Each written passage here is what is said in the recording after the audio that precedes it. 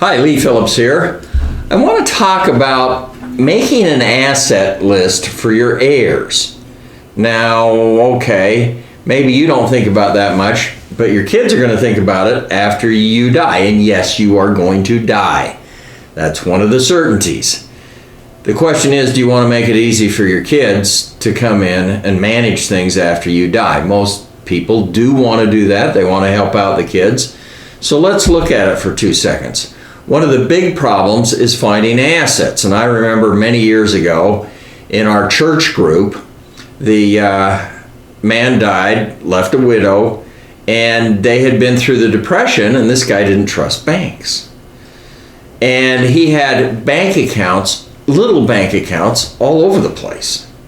They assigned some of the men in the church group to go and help this poor lady find the assets that her husband had. And it took over a year. And we still aren't sure that we found all of the assets that this guy had hidden all over the place. You're not hiding your assets, but it would be a good idea to make a list that you have a safe deposit box here. And my wife and I, we found a set of safe deposit box keys a year ago. We haven't been to a safe deposit box in 30 years. We didn't know which bank it was. We're alive.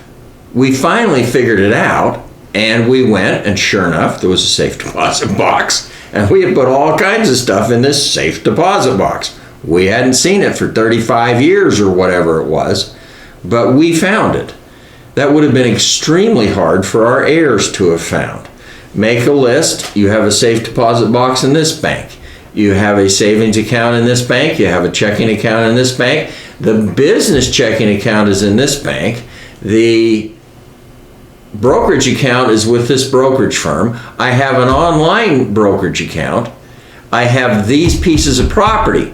And yes, your kids may not remember that on the side of your house, there is a little sliver of property that's a different deed. And yes, that's my father. So it's important that you list these things so that the kids can find them. Another thing that you might want to do is make a video, go through the house. I am doing this with my wife. My wife is dying. And we are going through the house and identifying stuff, because I don't know what half of the stuff in the curio cabinet is. Where did this come from? Oh, that was your grandmother's.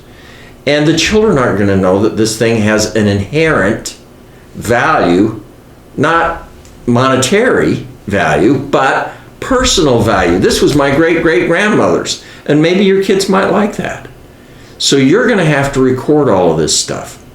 There's one more thing that I'm going to speak a little French with you here for a minute. It's a real bitch. And that is passwords. Who knows the passwords? How do we get in to your email account? Yeah, we might want to read your email after you're dead so that we know what's going on. How do we get into the computer? How do we get into the bank account? How do we get into every place? There are passwords and passwords and one of my biggest problems is remembering my own passwords. I can't remember them all. So make a list of the passwords too. You can keep it safe, put it in a safe deposit box, do whatever you want with it, write it in code. I don't care. But the kids, your spouse needs to know what the passwords are. My father-in-law died. We had to have experts come in, get into the computer, because we didn't know what the passwords were. So these are things that you need to do in order to make it easy for your family. And I suspect that that's something you really kind of want to do. So think about it. One more thing that you might want to do is prepay your funeral. Yes, Christy and I have prepaid our funerals. And the cost is less than half of what it is if you walk in off the street.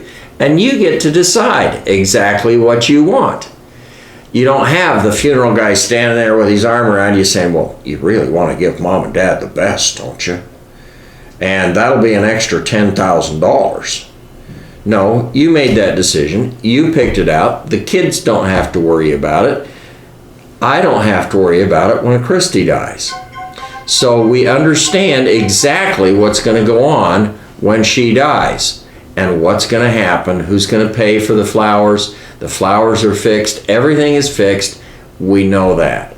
So make life as easy as you can for your children or your spouse when you die.